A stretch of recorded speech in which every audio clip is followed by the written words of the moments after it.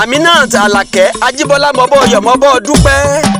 CEO AMILOADED News, AMILOADED TV, lórí Instagram, lórí Twitter, lórí Facebook, lọ́lọ́kan ọ̀jọ̀kan lórí ẹ̀rọ ayélujára. AMILOADED ni wọ́n ń jẹ́, wọ́n kárí ayé, wọ́n tayọ, ìròyìn tó gbójú owó ni wọ́n ń gbé yọ, kì í sọ̀rọ̀ àwàdà. Ìròyìn wo lábùlà rárá o. AMILOADED Aminat Alake AJIBOLA ní ń jẹ́ bẹ́ẹ̀ kọ̀ tán bí. Mọ́wọ́ bá ọ dúpẹ́, mo kọ̀rọ̀ pẹ́ f'Olúwa ọba tó dá ọ sí. Ẹni Ọlọ́run ọba mi bá pamọ́ kó máa dúpẹ́ lọ́wọ́ Olúwa.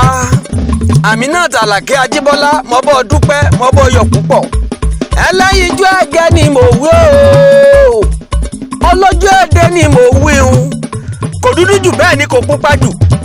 Olójú èdè, ẹlẹ́sẹ̀ oge, alára oge, onímú oge, ẹlẹ́yìn oge, aláyà oge, gbogbo ara oge ní mi ní jọ́jọ́. Àbùkù ní kàn Ọlọ́run ọba ò ní jẹ́ òtẹ́ láéláé. Àṣèyí sáàmù ọdún ayọ̀ lọ́wọ́ mọ̀ ṣe lágbára lọ́wọ́ Olúwa. Ọdún owó, ọdún ọmọ, ọdún àìkú tí ṣe baálé ọrọ̀. Aminat Alake AJIBOLA ó ti jáwé pẹ́pẹ́ lónìí, ó dẹ̀rẹ̀ kó tẹ̀lẹ̀ yí pẹ́ o. Ó wà pẹ́ láyé láṣẹ Elédùmarè ọba. Ojú rẹ̀ ò ní fọ́, etí rẹ̀ ò ní di, ò ní yarọ́, ò ní yawèrè. Pẹ́pẹ́pẹ́ lowú sarọ́, àtẹ̀pẹ́lẹsẹ̀ tẹ̀nà. Òjòjò ní sọ́kó má nàjà kókó lára tá lé. Wàá gbó wàá pẹ́ láyé. Ogbó rẹ̀ ò ní ráre lágbára lọ́wọ́ Olúwa. Ọmọ wọn l'Osogbo Oriki ọmọ àsálà. Aró tí ń bẹ l'Osogbo l'Osogbo fi ń wu ni. Ọ̀ṣun tí ń bẹ l'Osogbo l'Osogbo fi ń wu bàbá yín po. Àtàrúgbó àti máa jẹ̀sìn. Ẹjọ́sùn lè mọ̀ l'Osogbo ní ilé Oriki ọmọ àsálà. Èsúrú ni wọ́n jẹ̀sùn l'Osogbo. Àkàrà ni wọ́n jẹ̀sùn níjẹ̀ṣà. Ládé Tolú, ẹ̀yin lọ́mọ ẹ̀yà tí ń ṣe kú pẹ́mí ọmọ àrè òpẹ́tà. Àrè pẹ́tà wọ́n gbà á. Bárẹ̀ ẹ̀yin bá pẹ́tà ẹ dákẹ́ mọ́ ṣe gbà á lọ́wọ́ ẹ̀yin. Ọmọ yèyí àtẹ́wọ́gbẹ́já. Ẹ̀yú fún mi kẹ́ lọ rèé bọ̀sùn.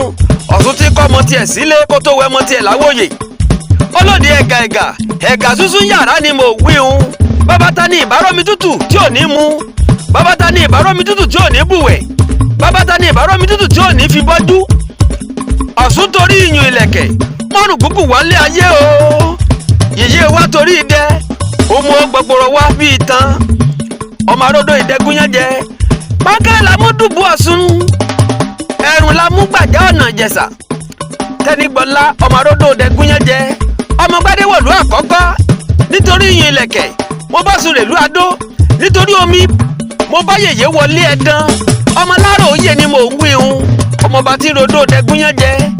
Ọmọládé Solú ẹ̀yà tí ń ṣe kú pẹ́mí. Ọmọ akèrègbè sókun ẹnu dẹ̀ẹ̀rẹ̀. Kọ gàgàrà tí kò tọ̀sán tòru. Mo bọ́ dúpẹ́, mo bọ́ yọ̀ púpọ̀. Ìwọ tó sọdún yìí wàá ṣe tẹ̀mí ìlágbára lọ́wọ́ Olúwa. Aminat Alake AJIBOLA òdòdó ayọ̀ rẹ̀ ò ní rẹ̀ dànù.